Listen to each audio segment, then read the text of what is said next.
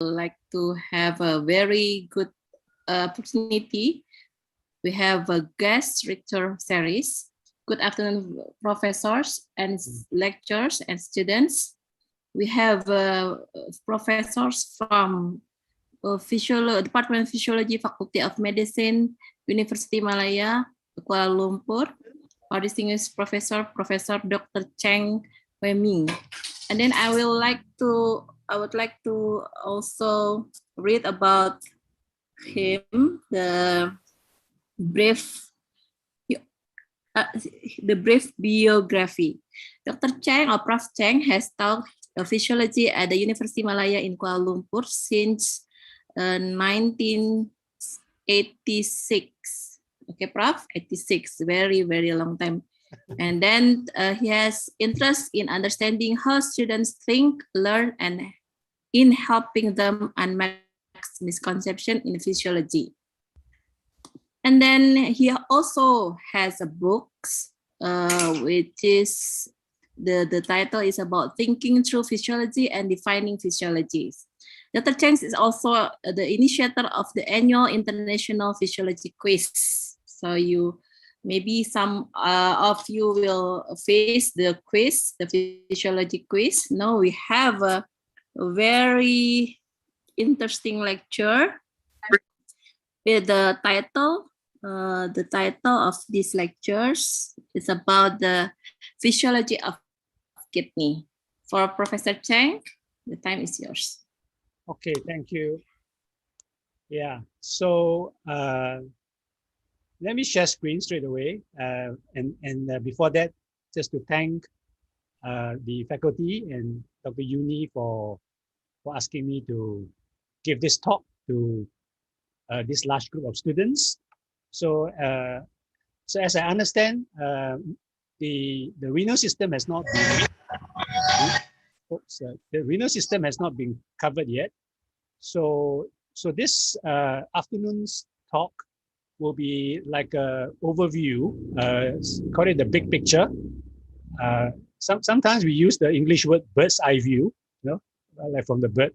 So now that we use a drone, you can call this the drone's eye view of renal physiology. Yeah. Okay. Let me share screen. Oh, sorry. I haven't opened my PowerPoint. So sorry.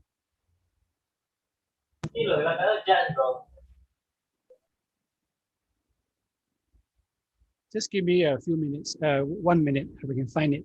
It's okay, Prof. Just take your time.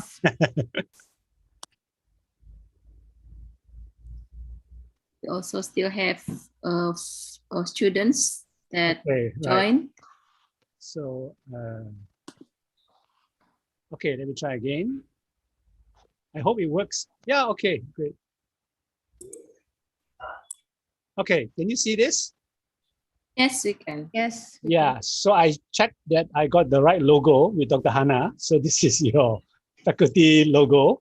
And so today we're looking at, I've called this renal homeostasis because this keyword is very important. In any system, whether it's cardiovascular or respiratory, we're always thinking about this key concept of homeostasis, which relates to any organ.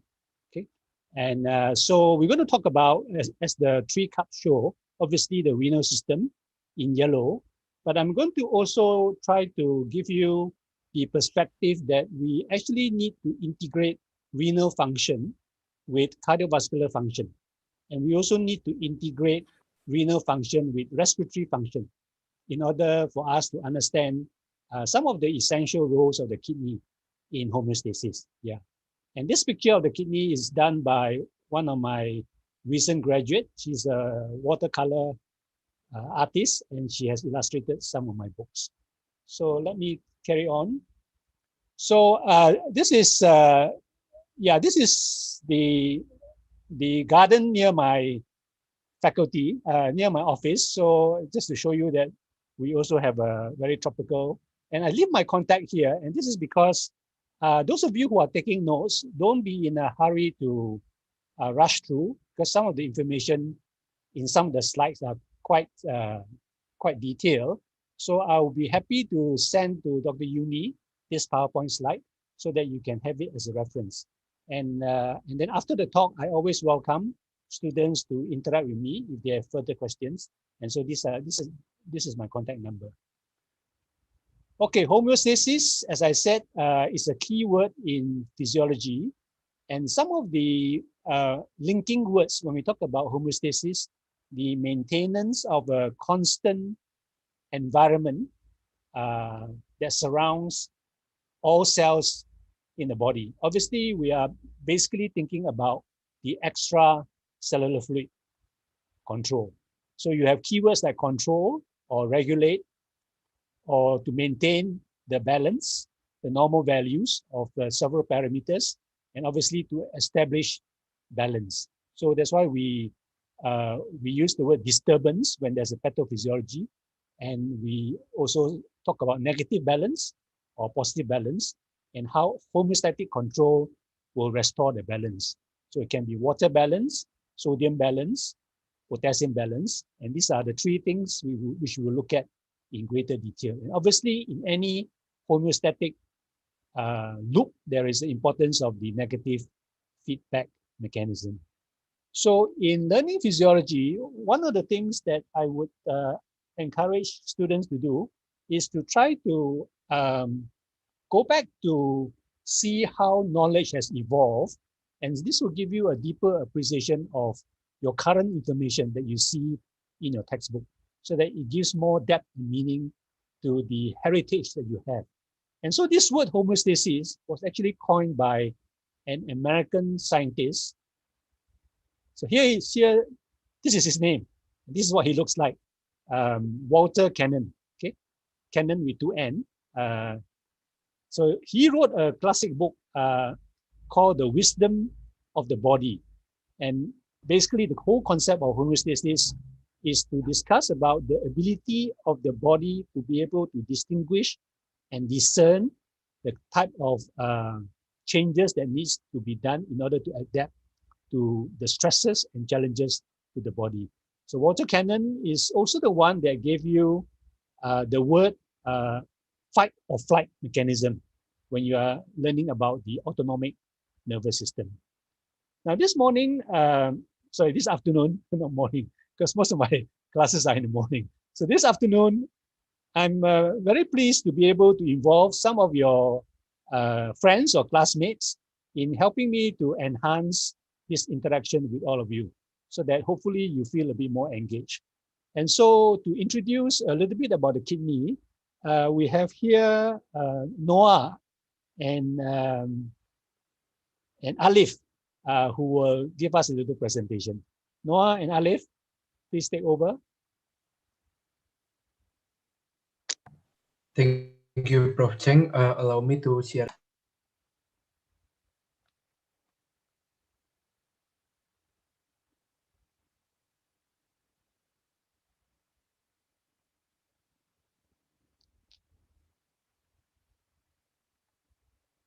We can't hear the sound. The sound. Noah?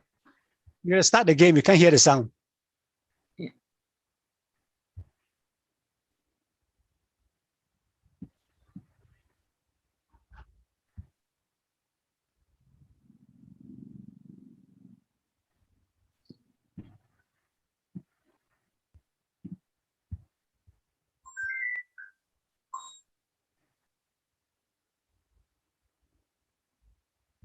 No, I'm sorry, but still no sound. No.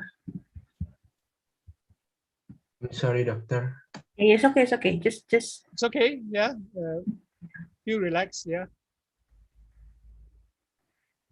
So now the participants already 200, Prof. Okay. Great. Yeah. I will check also the link YouTube. Just take your time, Noah. Alif. Alif is your partner, right? Okay.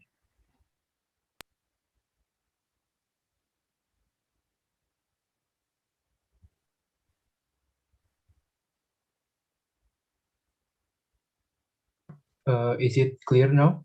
No, there's still no sound from me. Still cannot hear the voice. Or maybe Alif can share also the video. Can help, Noah? Dr. Yuni, maybe I can share from my. Okay, Dr. Hana.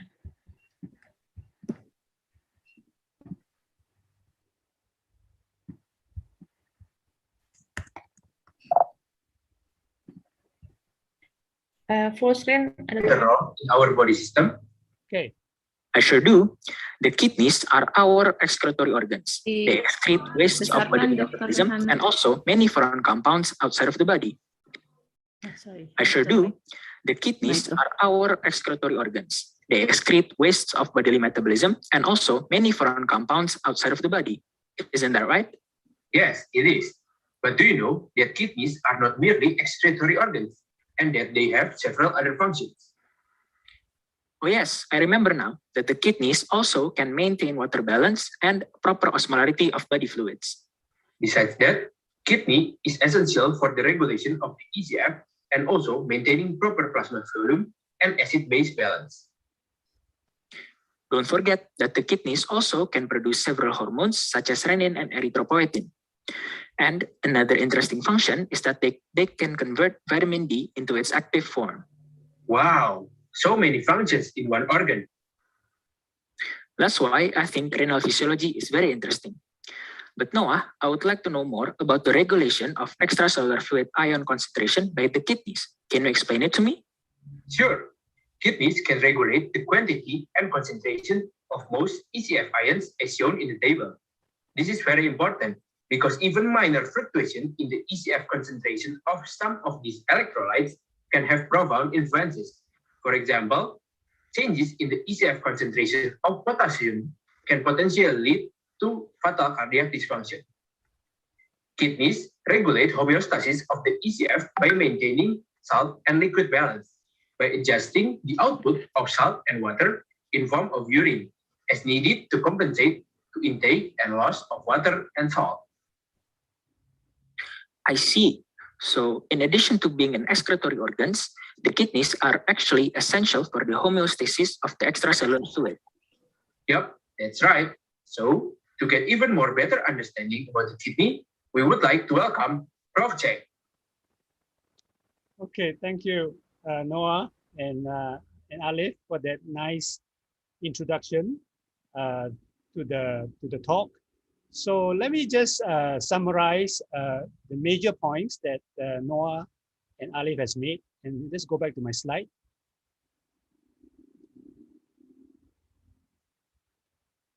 Yeah, so the major point, first point for all of us to take note is, as mentioned by the student, is that the kidneys are not merely an excretory organ. They are excretory organ. You have to remove metabolic waste, definitely, things in your food or things that you take in the form of drugs.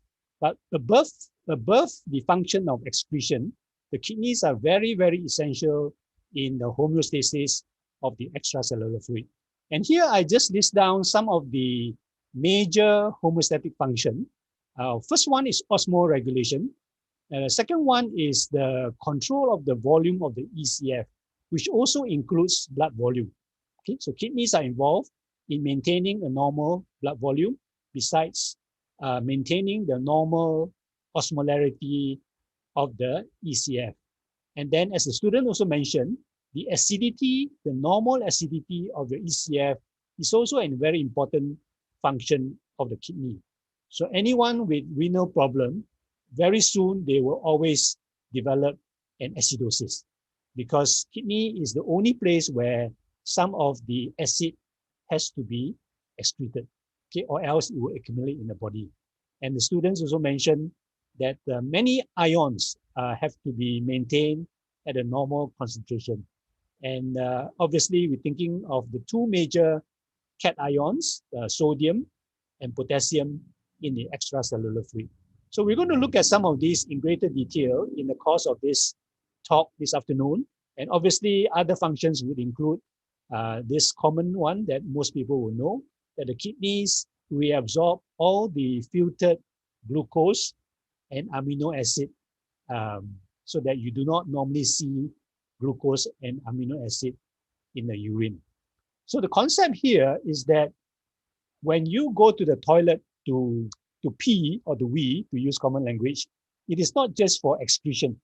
Okay, so I have this slogan is that every time you urinate, you are actually performing homeostatic work, because the amount of substance that you find in your urine is actually a compensated value depending on how it is responding to changes in the body. Okay, so let me leave you with this tagline. This is Kelvin, one of my favorite cartoon, that peeing is a physiologic homeostatic event. And we're going to see in a short while how the volume as well as the composition of the urine is actually a homeostatic event that responds to changes in water balance, changes in sodium balance, changes in potassium balance, and lastly, in this afternoon's talk, we're going to see that the amount of acid that you excrete in the urine is in response to changes in pH balance. Okay, so let's move on. So we have more students this morning taking part to try to make this talk a bit more interesting. And so for the first homeostatic control on water balance, let's welcome two more of your friends or classmates. And they are Farhan and Siti, who will tell us a little bit more about osmoregulation and water balance. Farhan, Siti, please. Thank you for Cheng for your opportunity. Let me search the screen first. Okay.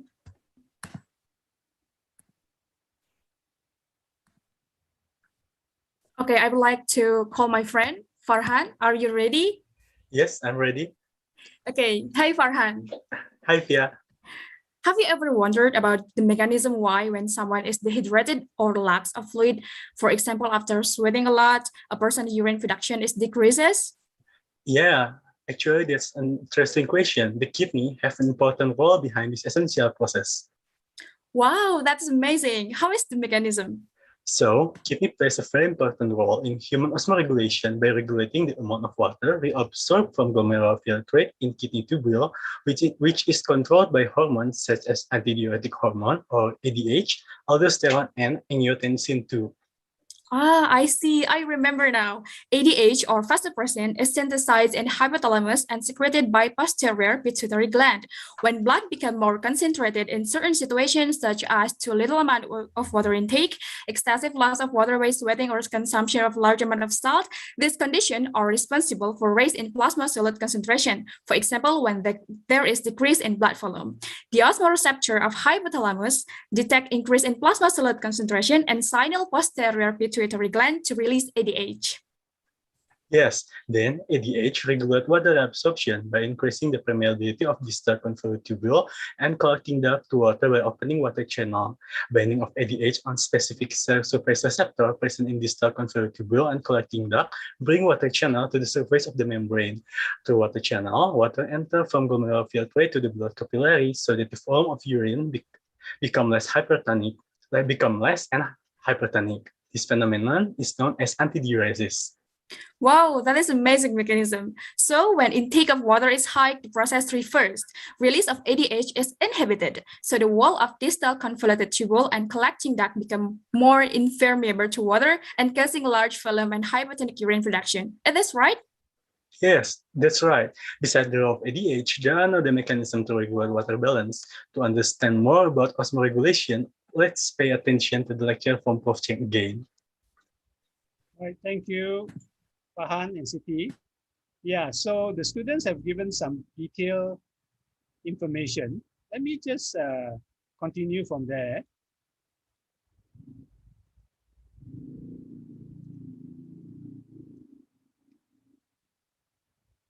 Okay, so let me give you a little bit more information to add on to what the students have shared. One is that the first step in the urine formation is obviously something called glomerular filtration rate. And that's about 125 ml per minute.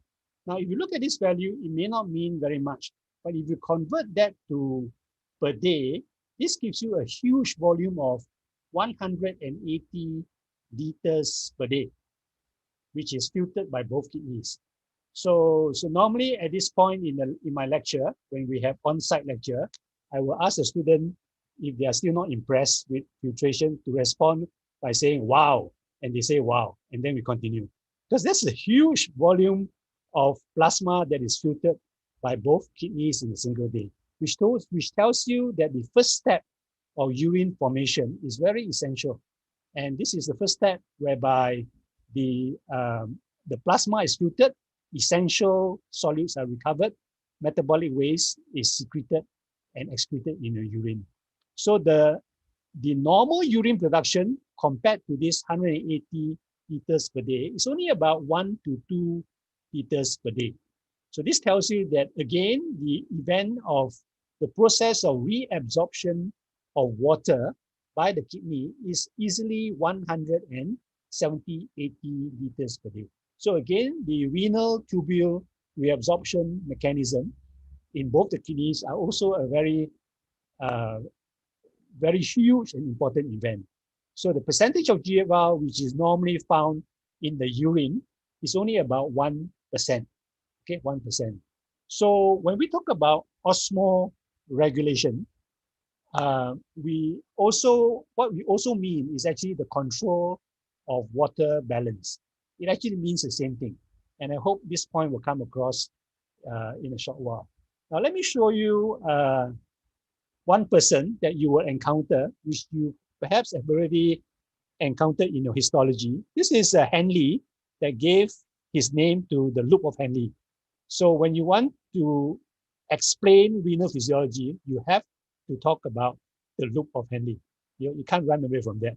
And so in the control of water balance or osmoregulation, as mentioned by the students, it involves the loop of Henle of the nephron, and it also involves another structure called the vasa recta, which is basically the capillary that supplies blood to a certain essential subpopulation of nephrons.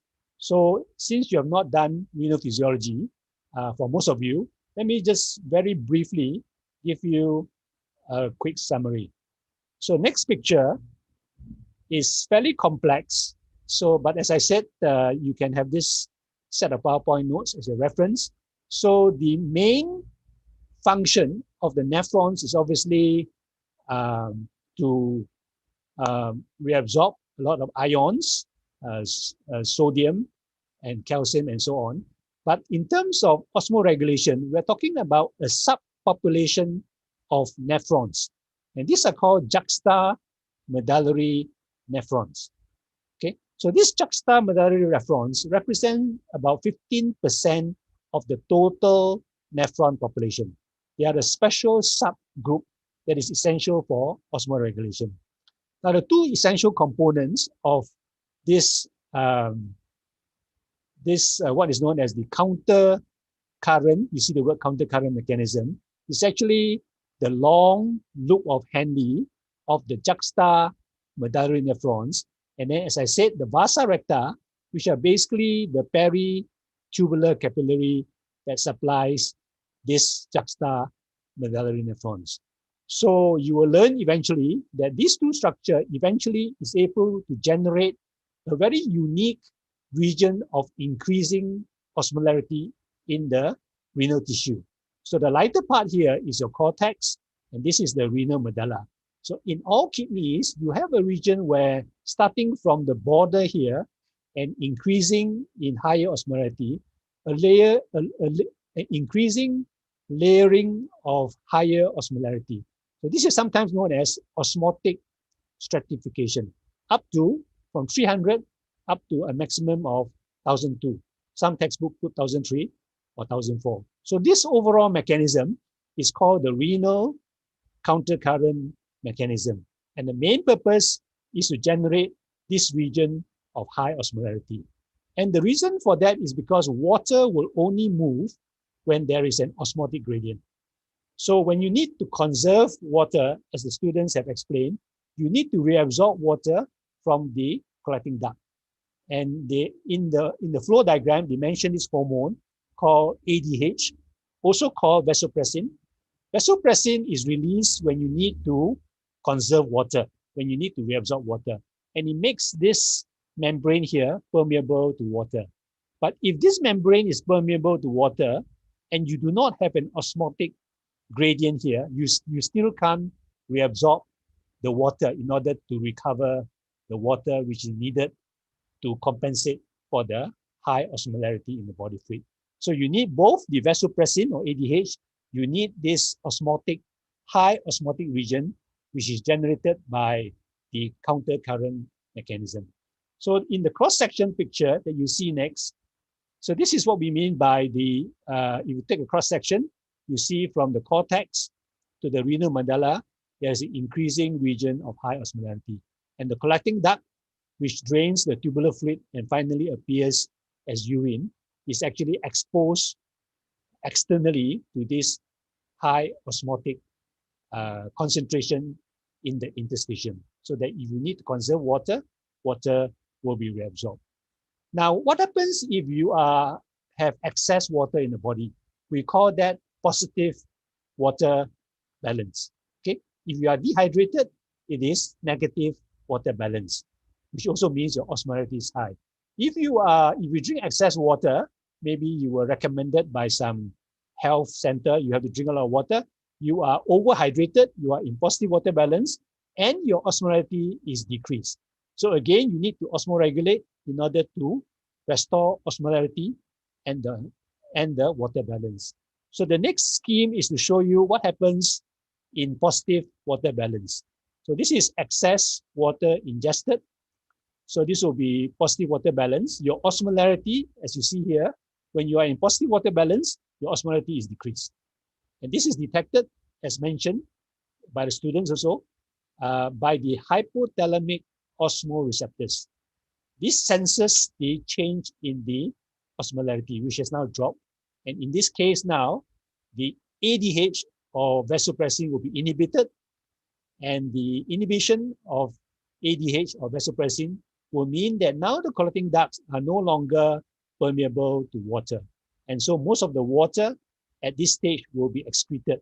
And so the urine that comes out will be a high volume, low osmolarity dilute urine. So this is how you compensate for changes in osmolarity or water balance. Now, if you look carefully in the student slide later on, you'll find that they mentioned that there are several receptors that can affect ADH secretion. And these are actually volume receptors. So the point here is that osmolarity changes will affect ADH secretion. The other factors that will affect ADH secretion is actually the change in the volume of blood. Because if there is hypovolemia, obviously ADH can also be secreted in order to help to restore the blood volume. Okay, so the next slide just tells you that there are several groups of volume receptors that can also affect ADH secretion. So let me show you the slide. So here you are. If you donated blood, hypovolemia. So it says here venous, atrial, and arterial pressure changes will stimulate certain groups of volume receptors. Now I put it here under, this is a different kind of definition.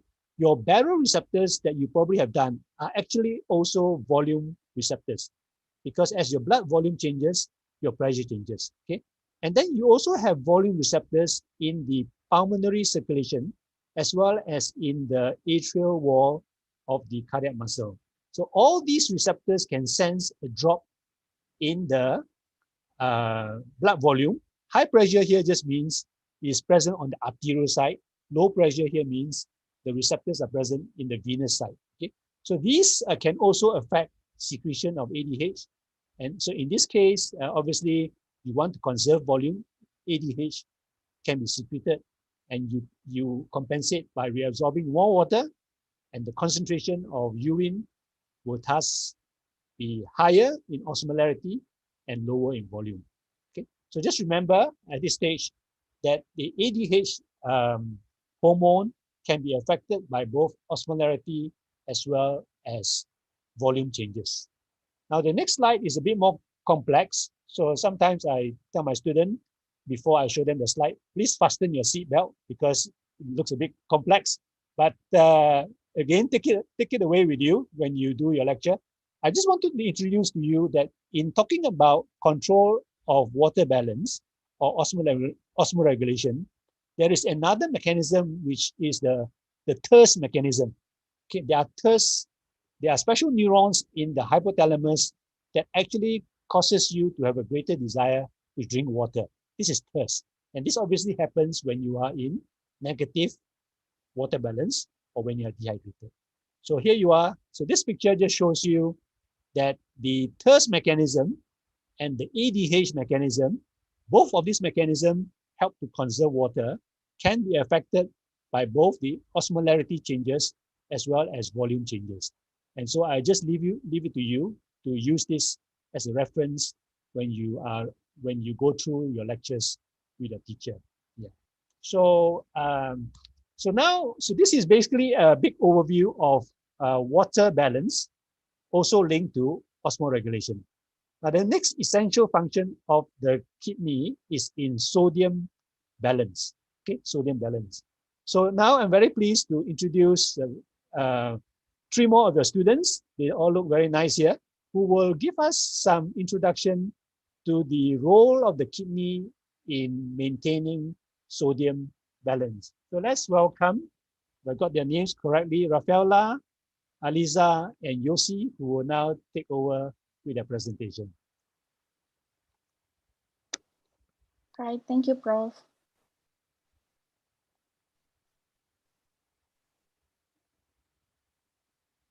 Okay, so hello everyone, good afternoon. So now we want to present about the sodium balance.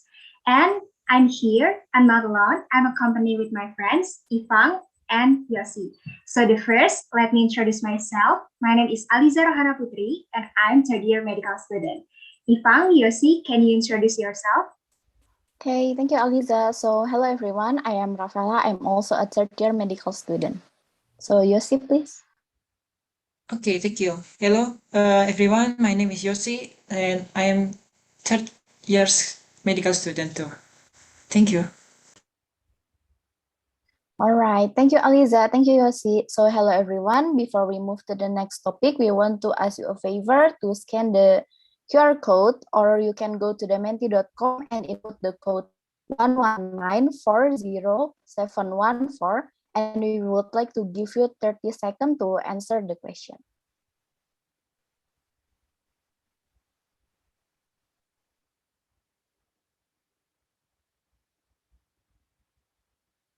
Whoa, this question is really difficult, but I think this is related to the physiology of renal, right? Yeah, because there's also in the previous topic, it said also renal related with a sodium balance. But with different subtopic from previous presentation, okay? Yeah, anyway, I think the time is up. Oh, well, that's the sum of answer that said natrium, potassium, chloride, and also phosphate. Oh, okay. So I think I'm really confused about this question and I want to know about the answer.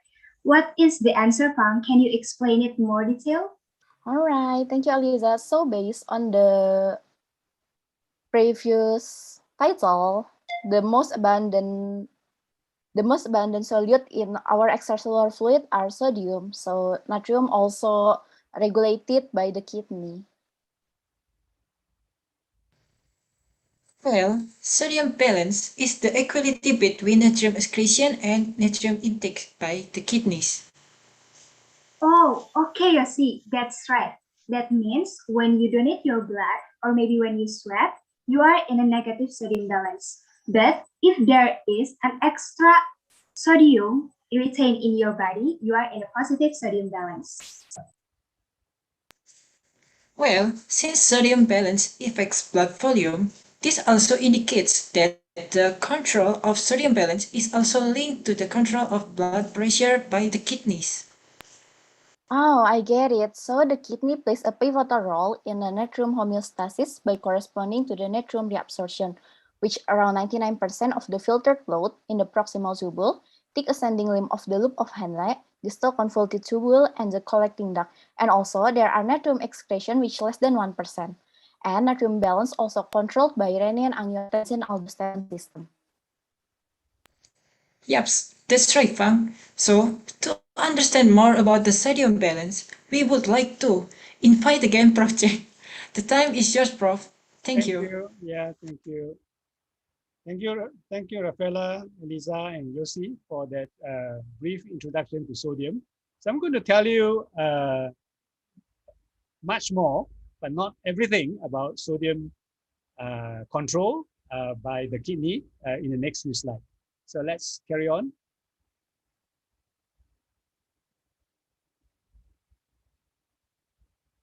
Okay, this is one of my favorite cartoon, and so in this case, here it says it is a case of hyponatremia.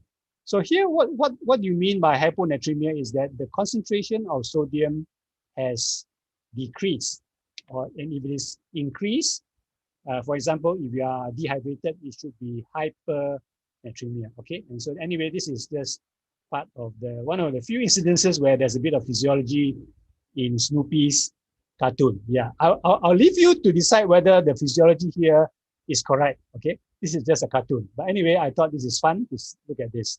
Now, the next slide, I want to highlight and stress something. Okay, so this is the kidney talking to one another. We are concentrating. Yeah. So now, in recent years, I've tried to summarize concepts or small pieces of information for students by using what we have now called phi geometric diagrams. So this is a combination of physiology and geometry, obviously. So here you see a triangle. So this is a phi geometric triangle showing the three parameters that are associated with kidney function. One, osmoregulation. The second one is control of water balance. And the third one here is the control of sodium concentration. Okay. Now, the reason why all three are in the same triangle is like the coffee 3-in-1 is that when you talk about osmoregulation, control of water balance, or the control of sodium concentration, they actually all mean the same thing. They involve the same mechanism. Let's just give the simple example. If you drink a lot of water, you are in positive water balance, which means that your osmolarity has decreased, and which also means that temporarily your sodium concentration has decreased. So they're all actually linked. Okay. So now the important point I want to make here is that in the course of your renal lecture, we will be talking about something also called sodium control, but actually it means something quite different. And this is the control of sodium balance. So the point I'm making here is that the control of sodium balance is not the same as the control of sodium concentration. The control of sodium concentration is linked to water balance and osmoregulation, whereas the control of sodium balance, which is not concentration, which is total body sodium, is linked to the control of the volume of the extracellular fluid. And as the student mentioned, this is linked to the control of blood pressure, because as the blood volume changes, the blood pressure also changes. Okay. Now the next slide is a bit little bit complex because this was done in a separate lecture, and the whole lecture was about sodium balance. But let me just show it to you here. So the title of this lecture, actually, this was a lecture given to Sri Lanka, and the title of the lecture was Cat in the Balance. Now this cat obviously refers to sodium cation. Okay, so the whole lecture was about sodium cation. So when we talk about sodium balance, it is not the same as sodium concentration. Okay, and here are just some examples. Let me just highlight one or two. The same example I gave in the previous slide. If you drink a lot of water, what happens to the sodium concentration? The sodium concentration decreases, right? But what happens to the total amount of sodium in your body? It has not changed. it remains unchanged. So when you drink a lot of water, sodium balance is unchanged, sodium concentration is decreased. Okay, so so let's give an example. For those of you who generously donate blood sometime, you can have normal sodium concentration, but you are still in negative sodium balance. So in this case, after giving some volume of blood, obviously, every time you give away some body fluid in the form of blood, the total amount of sodium in the body has decreased. So you are in negative sodium balance. But the remaining blood in your body has not changed in terms of its concentration because you have given several volumes of blood, but the concentration in your body is still the same. Okay, so these two examples hopefully can highlight to you that when you use the word sodium concentration control and sodium balance control in relation to kidney function, they're actually two separate functions. Okay, so don't confuse the two. Now let's so this point here, you can be hyponatremic without losing any sodium, right? You just add more water to the body. Okay, so let me show it to you in this form by showing you a Japanese lady that we have created. So this lady, which I've created with my own student, is called Miss Take. Take sounds like Japanese name, right? Miss Take. Now, obviously, Miss Take also sounds like the word mistake. Okay, so now we have a series of sentences made by Miss Take in order to highlight common misconception that the students normally encounter. And this is one of the one. You don't need to lose sodium to become hyponatremic. Okay, so what happens here? Think about the example of drinking water. You just add more water to the body, you're in positive water balance, your sodium concentration will already have dropped. But the total amount of sodium remains unchanged. Okay, so let's move on to, so in order to address this question about the difference between sodium balance and sodium concentration, we actually wrote an article a few years ago, and I'm happy to send this article to those of you who would like to read it. And this article is called Students Lose Balance Over the Yin-Yang. Yin-Yang is the balance, okay? Over the yin-yang of sodium physiology. So please let me know. I will be happy to send the article to either Dr. Uni, and you can read it in the course of your review of renal physiology. Now, the student mentioned that sodium balance is linked to volume, and volume is then linked to blood pressure. So what we are saying here is that the kidney, by regulating sodium balance, indirectly regulates blood volume, and that also means the blood pressure. So this is sometimes known as the long-term regulation of blood pressure by the kidneys. The short-term regulation is something that you've probably done in cardiovascular, and that involves the rapid neural mechanism involving the barrel reflex. Long-term takes a bit longer. It involves a series of hormones, and the students have mentioned in passing the renin-angiotensin pathway. Okay, and these are all involved in restoring sodium balance, maintaining volume, blood volume, and so maintaining blood pressure. So let me quickly run through a few slides just to emphasize the point. So this is just to remind you that the importance of maintaining blood pressure is because you need to ensure adequate blood flow to the brain, BRAIN, cerebral circulation. So the next time you see a giraffe, you should marvel at the fact that the ability to control blood pressure in a giraffe is even more amazing because of the need to deliver adequate cerebral blood flow to the brain, which is much higher than ours. So let's move on to something that you might already know, and this is blood pressure control.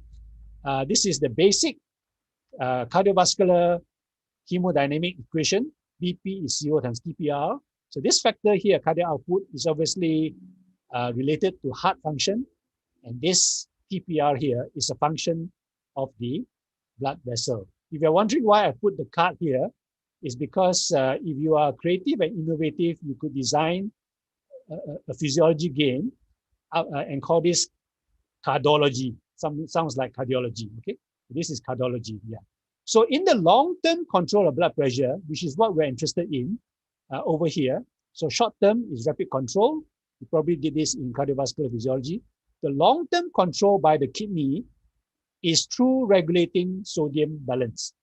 So let me stress again, by maintaining sodium balance, total body sodium in the body, you maintain normal blood volume, and indirectly, you are maintaining normal blood pressure. Okay, so this is in the realm of renal function. So very quickly, since you've not actually gone into detail, so renal control of blood volume involves regulating sodium balance, which determines volume of ECF blood volume, and involves this series of hormones that you encounter in a short while. It's called the renin, angiotensin, aldosterone system. Okay, and the key hormone at the end, which helps to conserve sodium, is actually this hormone called aldosterone. And this hormone, aldosterone, is always increased when this hormone from the kidney, renin, is stimulated. Okay, so what we are saying here is that if your body faces negative sodium balance, it will always increase renin secretion.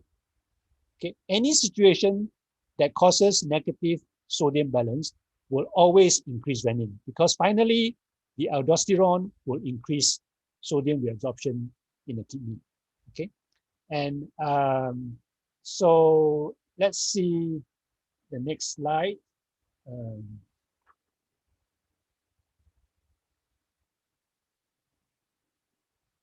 Okay, okay, this is just a summary. It may not mean so much to you now.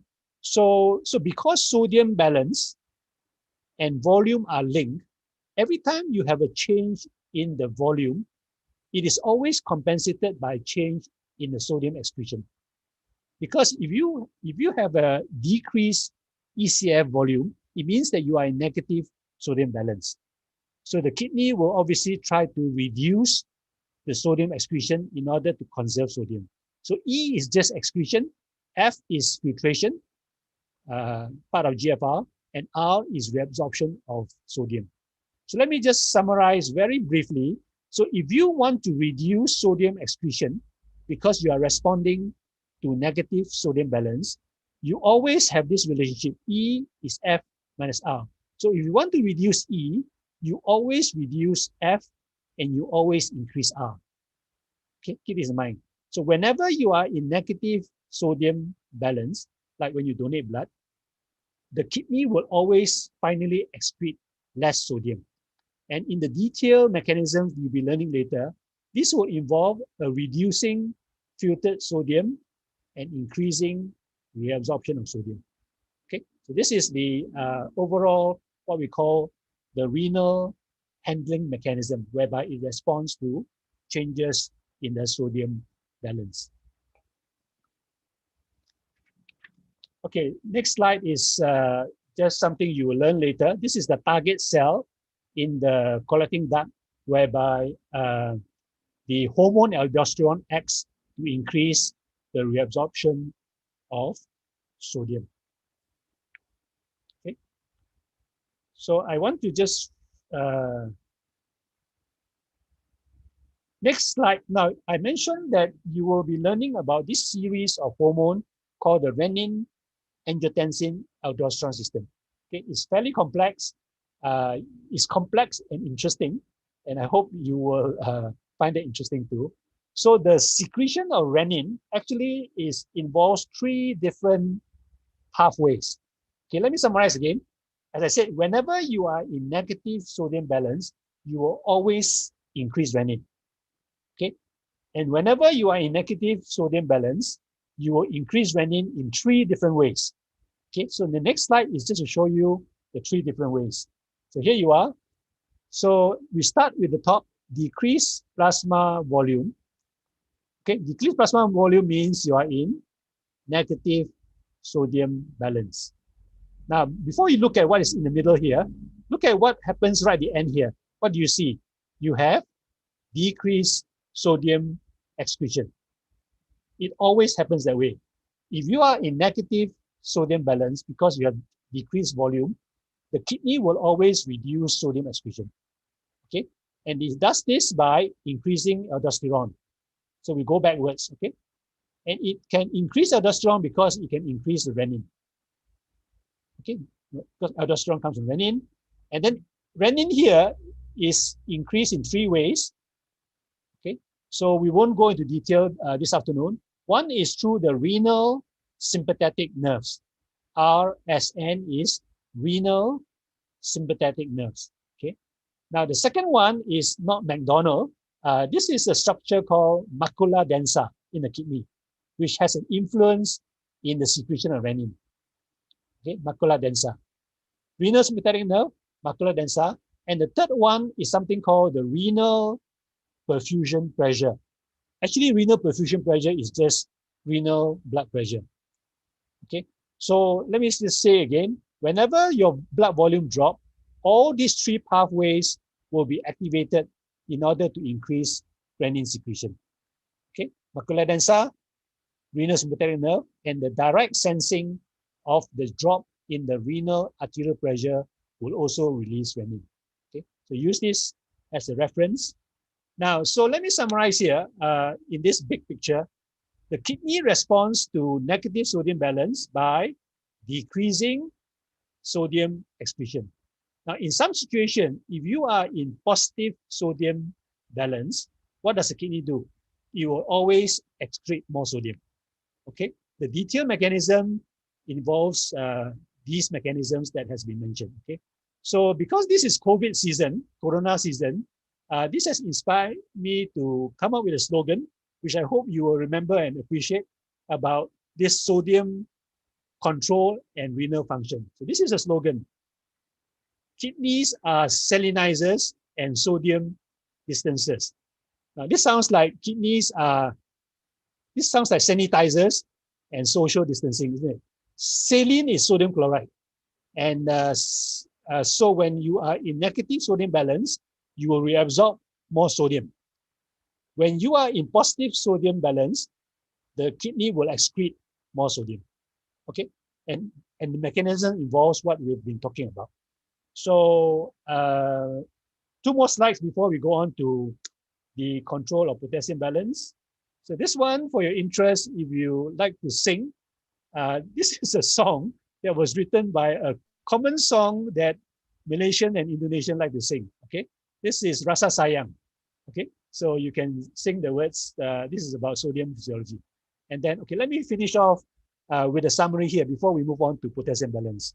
So in the common example of sweating, okay, when you lose sweat, you lose not only water, but you also lose sodium.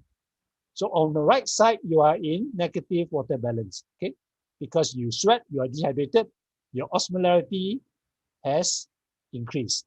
So this part here is osmoregulation, which has been discussed briefly by the second group of students, okay? Osmoregulation. It involves vasopressin.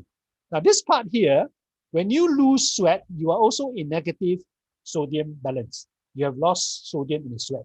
So in order to recover the sodium, now it involves this key hormone called aldosterone. So this is where you have the mechanism involved, the renin, angiotensin mechanism. Okay. So this is part here is a control of sodium balance by the kidney. This part here is osmoregulation, control of water balance or osmoregulation by the kidney. Okay. So next up, okay, so now we've done water balance, we've done sodium balance, very briefly in this bird's eye view. Now we look at the importance of the kidney in regulating potassium balance. And I noted that one of the students in the first group mentioned that if your potassium is high in the body fluid, it can affect cardiac function. Obviously, it's very important. Okay? So let's welcome the last group of students who will tell us a little bit about potassium regulation by the kidney. We have Julianne and Fernanda, please. Thank you, Prof. Cheng, for the opportunity.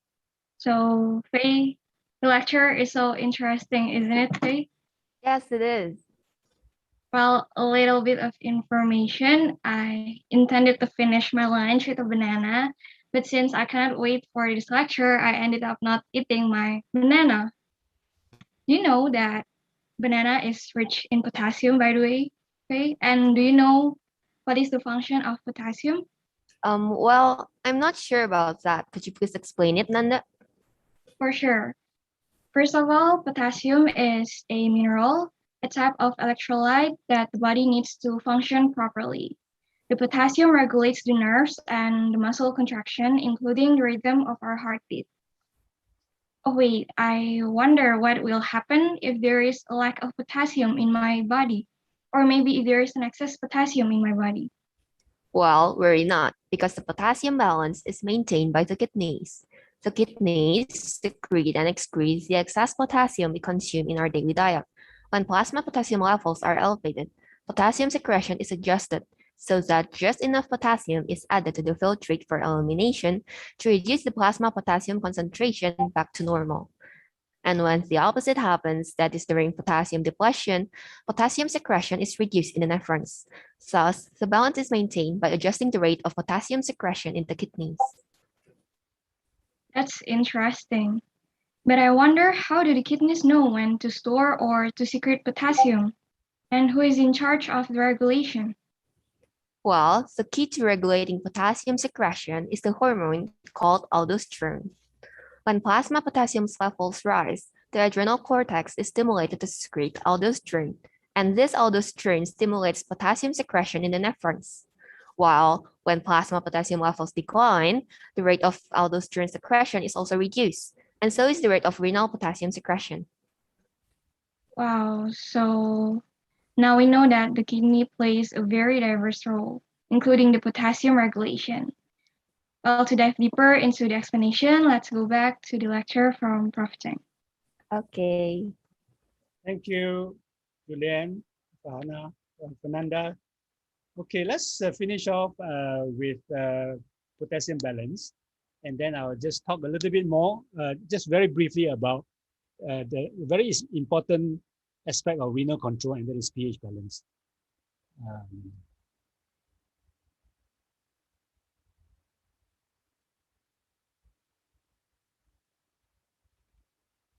Now you would have seen this one for sodium, right? Excreted sodium is filtered sodium minus reabsorbed.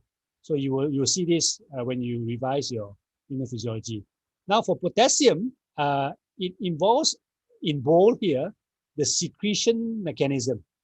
Okay, so excreted potassium in your urine is equal to the filtered minus the reabsorbed plus this important component called secretion. Now, why is secretion of potassium important? And the reason is because if you will remember your normal potassium concentration in the blood is actually very low. It's only 4 to 5 millimole. Okay, sodium concentration is about 140 millimole. And because the normal potassium concentration is so low, it can easily change. Okay, so on a normal diet, you always add excess potassium to the body. Even if you don't eat bananas, as the student mentioned, bananas are rich in potassium. On a normal diet, you always add excess potassium to the body. And so the important function of normal secretion by the kidney is very important to maintain the low concentration of potassium in the body.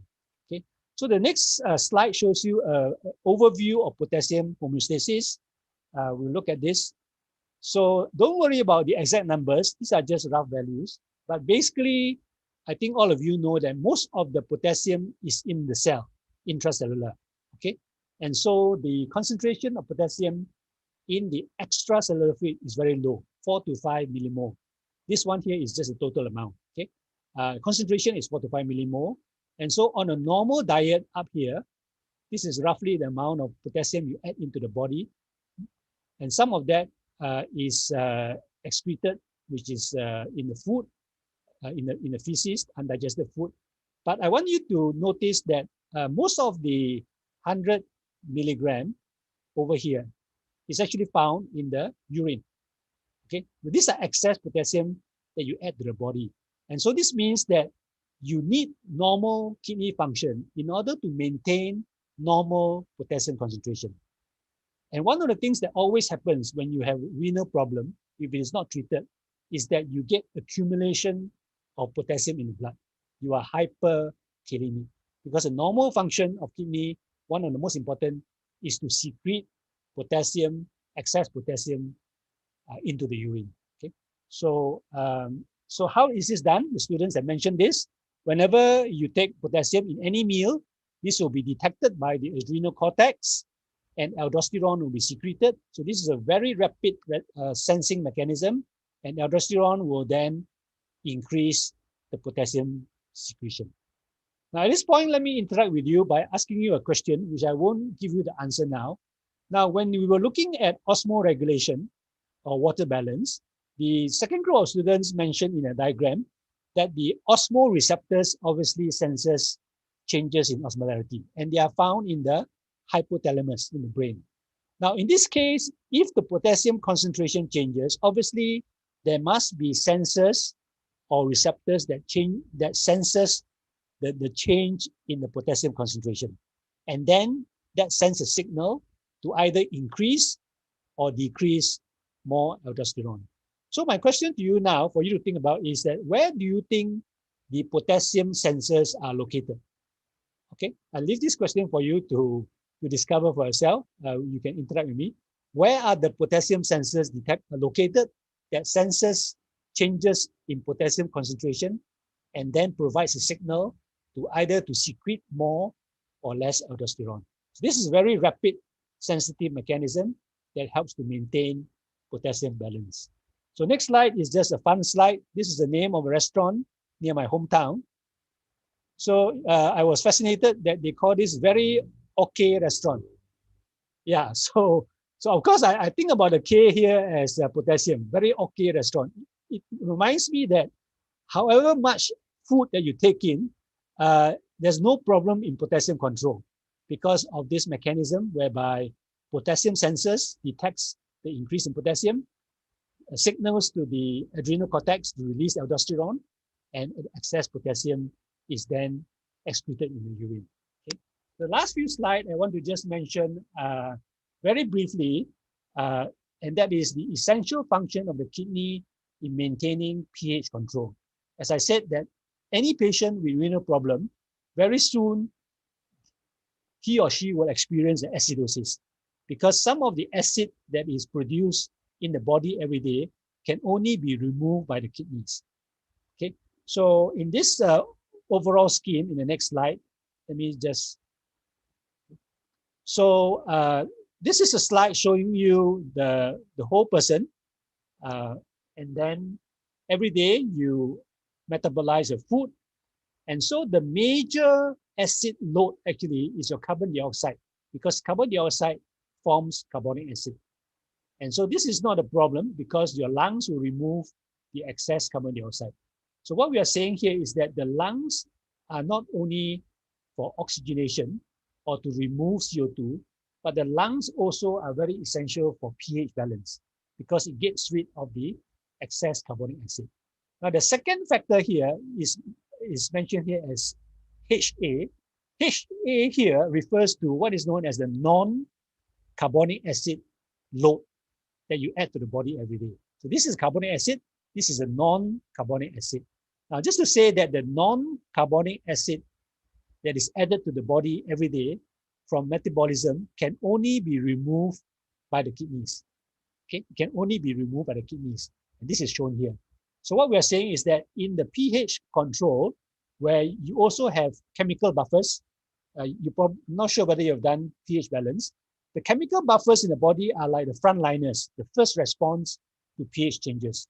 Okay, and then you also have the respiratory system, and then the renal function, working together with the chemical buffers in order to maintain pH balance. Okay, so don't forget that the non-carbonic acid load from metabolism can only be removed by the kidney. Okay, and the kidney also function to reabsorb the filtered bicarbonate, because bicarbonate is the major base in one of the major chemical buffer.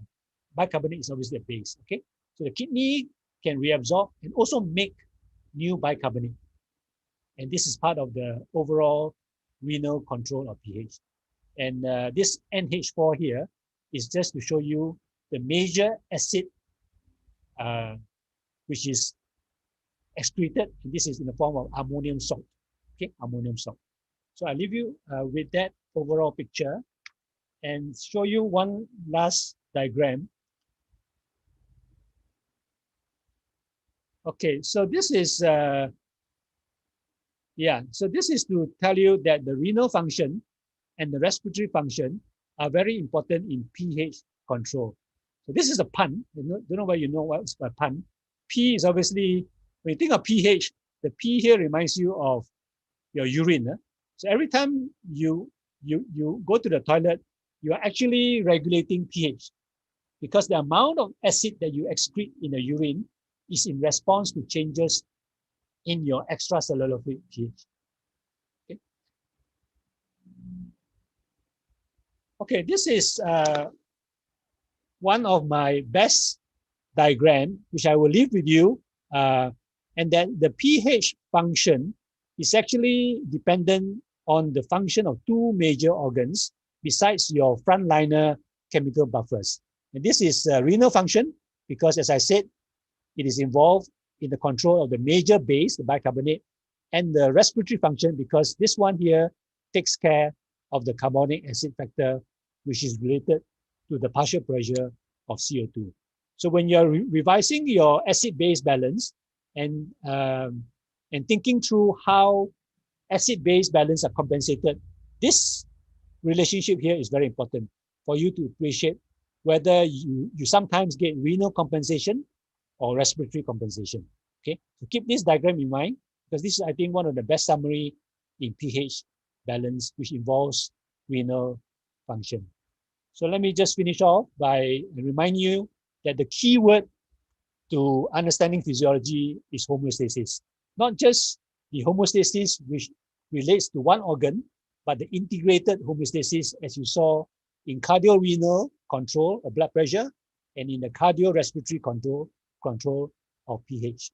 So as the chairman mentioned, one of my focus in my teaching is to try to get students to think through physiology and to try to discover for themselves common misconceptions. So this is a book which was released some time ago, Thinking Through Physiology. Okay, think.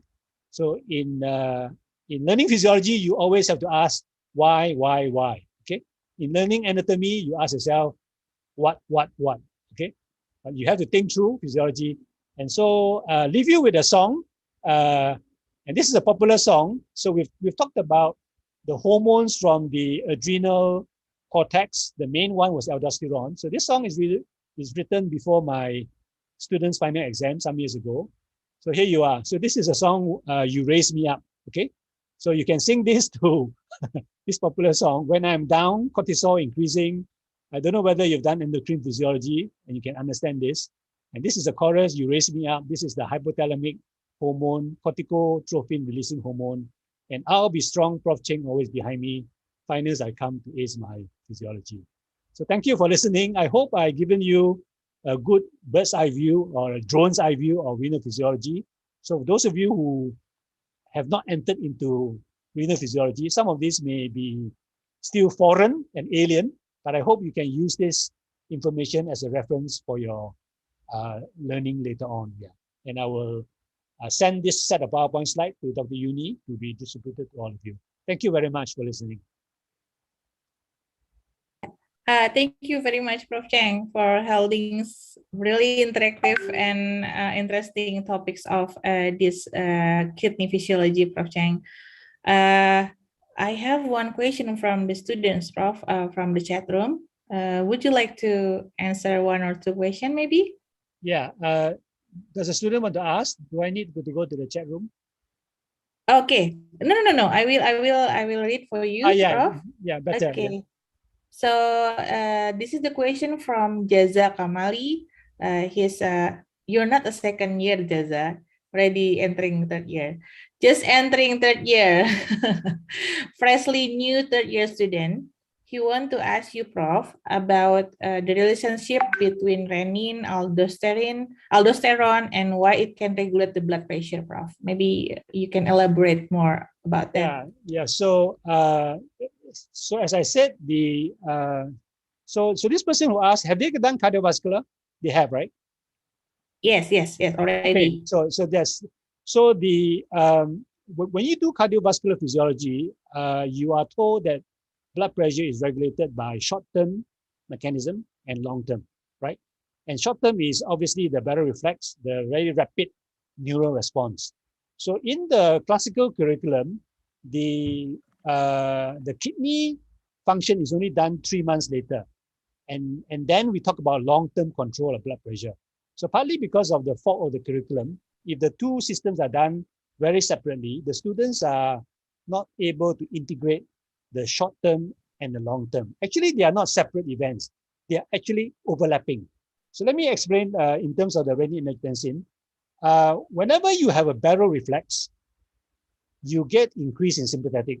I think everybody knows it here, right?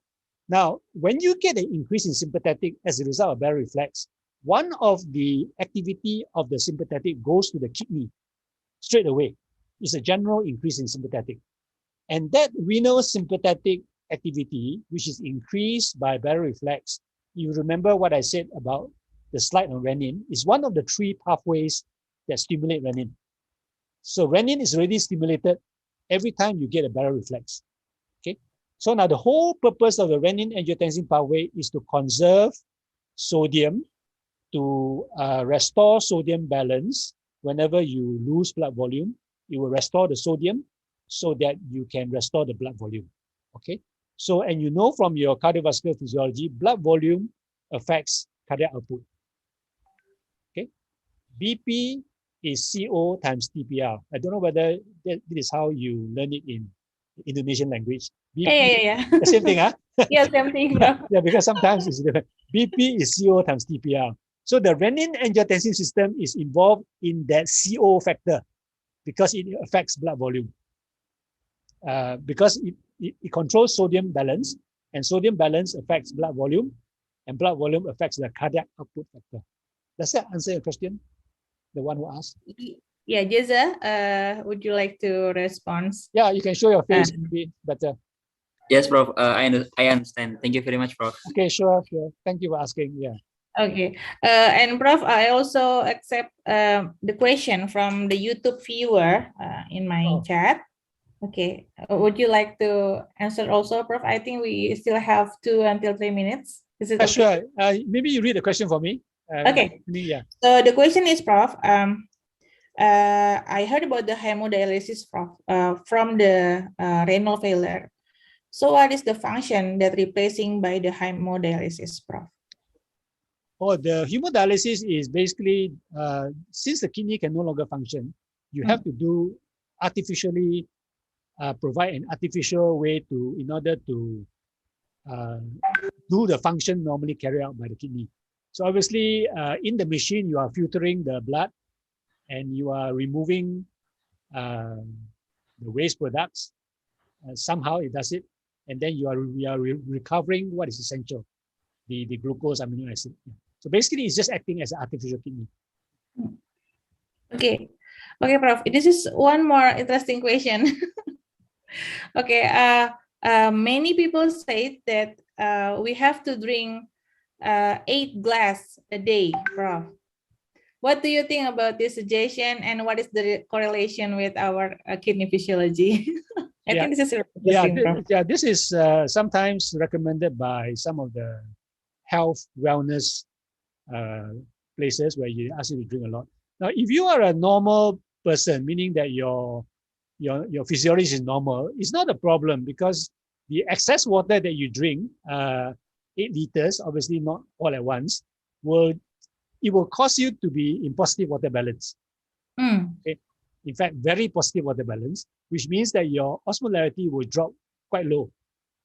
But if your ADH osmoreceptor mechanism is functioning normally, it's no problem. You will just inhibit your ADH and your kidney will just excrete excess water. So it's not a problem. drinking so much water in terms of health benefits, that one is a different question. But in terms of any harm to you, it shouldn't be a problem. I think you just excrete excess water. It will just cost you a bit of money if you are buying expensive water. Yes, bro. Yeah. The oxygen water, the alkaline water. Alkaline water. Yeah. So, yeah. Prof, I think I have still one more students to asking you a question, and this is from Nabila Huria. Actually, Nabila is our Malaysian student, Prof. Oh, hi, Nabila. So maybe this is really interesting. Nabila, can you give Prof Cheng question directly? Hi, Nabila. Can you switch on the camera so that I can see a Malaysian? Hello, Prof. Sorry, my internet connection just okay, that's lost. No problem. Yeah. Okay. I'm sorry, I can't open my Okay, camera. that's fine. So, I want to ask you a question, maybe. So, in previous lecture, you said that for the non-carbonic acid that is added to the body every day can be only be removed by the kidney. And what is the reason behind it? Maybe there is a relation about the enzyme maybe who works to this mechanism, or there is something else, Prof. Thank you so much. Sorry, Nabila, which solute are you talking about? About the pH control, Prof. Oh, you see, the pH control, every day on a normal diet, you are adding in excess acid to the body. Most of the acid is actually carbonic acid because it's produced by metabolism. But a small proportion is what we call non-carbonic acid. That means it cannot be removed by the lungs. It can only be removed by the kidney. So as long as your renal function and your lung function is normal, there should be no problem with pH control. Yeah. I don't know whether that answers your question. Maybe you can specify maybe the reason why kidney is the only organ who can secrete the non-carbonic acid, and why the lungs cannot excrete the non-carbonic acid. Oh, carbonic acid What is the reason? No, non-carbonic acid. Carbonic acid is just CO2. So the lungs cannot excrete like solid, right? Oh, so it's about the molecular size, maybe. Yes. Yeah. So the non-carbonic acid is just anything except carbonic acid. Yeah. Okay, thank you so much, Prof, for your answer. Okay, this is a lot of question in the YouTube. Maybe the students will shy, Prof. Maybe the language barrier, some of them. Yeah. But unfortunately, it is already 3:18, and we really understand that you've been very busy, Prof Cheng. So maybe we have to stop. And I just want to say to my students, don't worry, Prof Cheng will visit us in the future, yeah, Prof? Yes, hopefully, yeah, definitely, yeah. When when the Malaysian immigration allows me out, and, okay. And the Indonesian immigration allows me in, yeah. Yeah. Okay. So we really we're really happy to have you here, Prof. And our dean is supposed to be here to say something to you, but unfortunately he cannot come. And this is our certificate for you, Prof. This is the certificate of appreciation from our dean to you. And please, student, give me your reaction to Prof. Say thank you for the action. You can clap your hand or you can smile. Please. Oh, you can see it, Prof. Yeah, thank you. So once again, thank the students who have contributed to their presentation and to help to make this a bit more engaging for the audience here. Thank you very much. Yeah, thank you also my students. And maybe Dr. Juliati want to say something, maybe Dr. Juliati, before we close the session.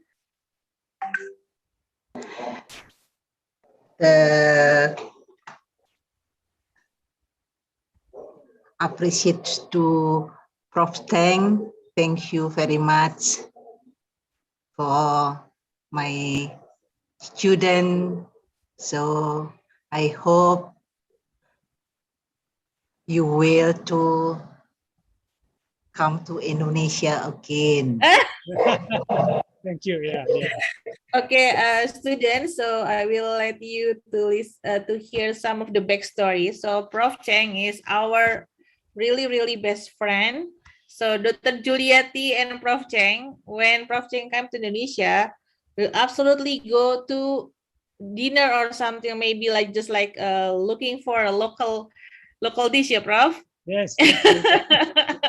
So we're really happy, Prof, to have you here, and we really wish you can come to visit us again. And one more, students, give me your reaction to Prof. Cheng. One more, please.